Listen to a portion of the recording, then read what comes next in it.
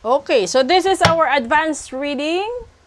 Dark and Light Side episode 211 for January 27, which is tomorrow, Monday. Okay, so alamin natin dito. Ano ba yung mga problema na pwede ninyong kaharapin bukas or mamayang hating gabi? Magsisimula ang problemang yan. And then, ano ba yung mga dapat isaalang-alang? No, this is always a general reading. Sa mga tao po na gustong malaman, no, yung sa sarili lang talaga nilang mga vibrations, pangyayari, no, lahat-lahat. Mag-book ko yun ng full private reading. Lalong-lalo na, papunta ngayon yung Valentine's Day. Kung gusto niyo pang malaman kung mananatili pa yung asawa, boyfriend, live-in partner niyo sa inyo, or paghahandaan niyo na ba ang paghihiwalayan. Diyos ko. Ito, una. O, kakasabi ko lang, this is the 10 of Wands, burden. Pangalawa,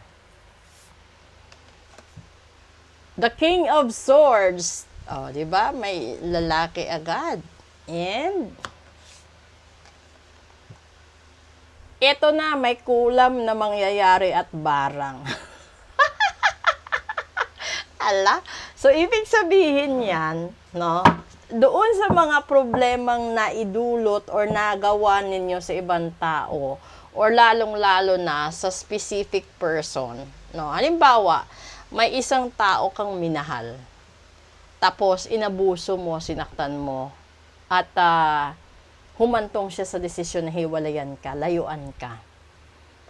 Nung nag-in-love siya sa iba or nagkagusto siya sa iba, pinakulam mo, binarang mo. Di ba? Ngayon, tignan natin dito. Una, the 5 of Swords. That's defeat. Pangalawa.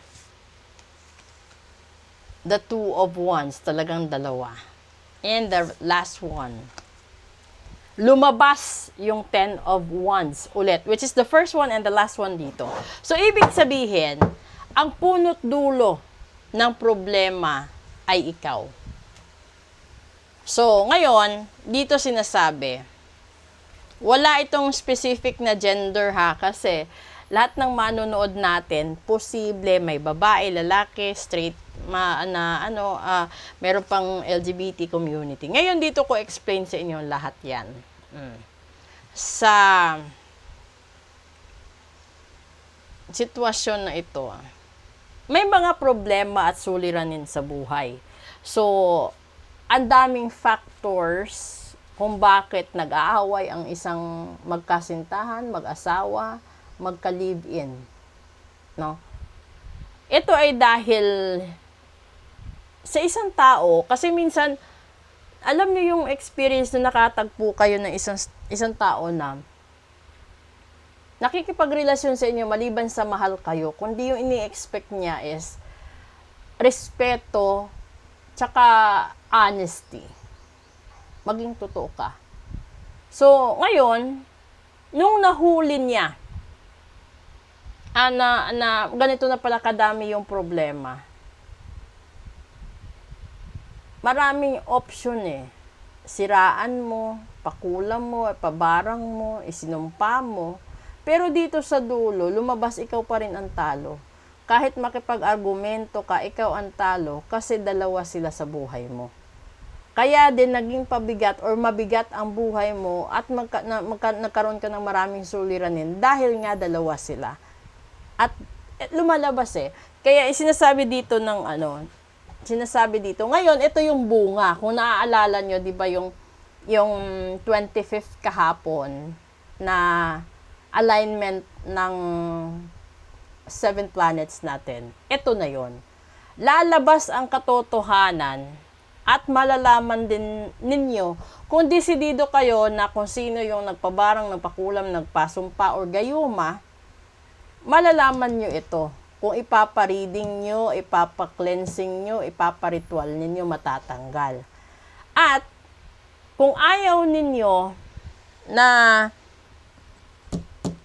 magkabilaan kasi this is the 10 of Wands, magkabilaan, punot dulo, problema, burden. This is your bad karma.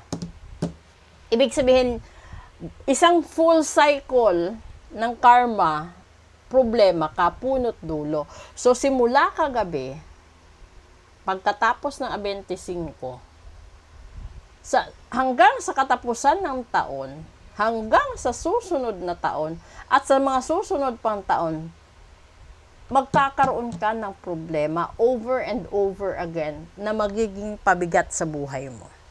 Dahil lang sa nakipag-involve ka sa dalawa sila sa buhay mo. Or dalawa kayo sa buhay niya. Ngayon, ang solusyon mo dyan, tanggalin mo yung barang kulam, sumpa at gayuma. And then, aminin mo yung mga pagkakamali mo. And at the same time, balikan mo yung tao na wala namang kasalanan kundi minahal ka lang ng totoo. Humingi ka ng tawad. Pag itong taong ito ay patay na, iparitual mo kasi mahirap na. Kapag itong taong ito ay hindi ka kinakausap, iparitual mo para makausap mo. At yung huli mong tatanggalin at aayusin ang punot dulo ng bad karma.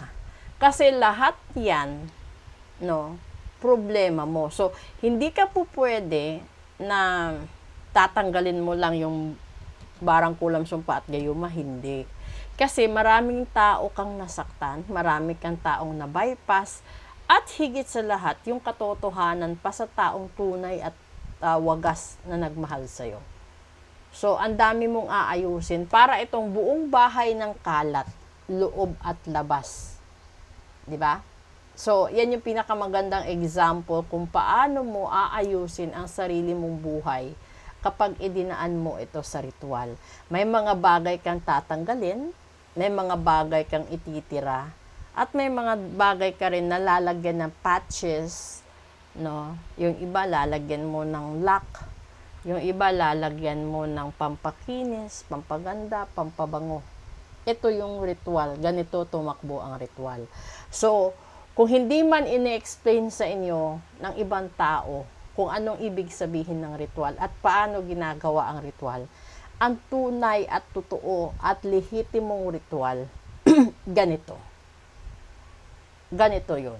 Tanggalin mo, mag-ayos ka, maglinis ka, at lagyan mo ng proteksyon lahat-lahat para walang makalusot.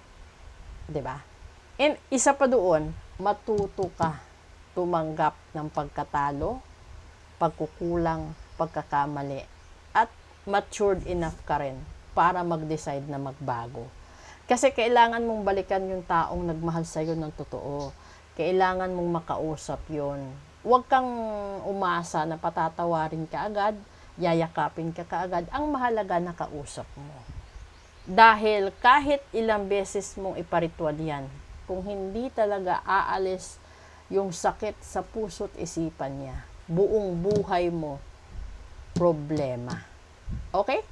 So, sa lahat ng mga taong may problema sa pera, hindi lang sa pag-ibig, kung meron kayong mga tinalikuran na utang, kinalimutan at sadyang ayaw bayaran, buong buhay din kayong maghihirap sa pera.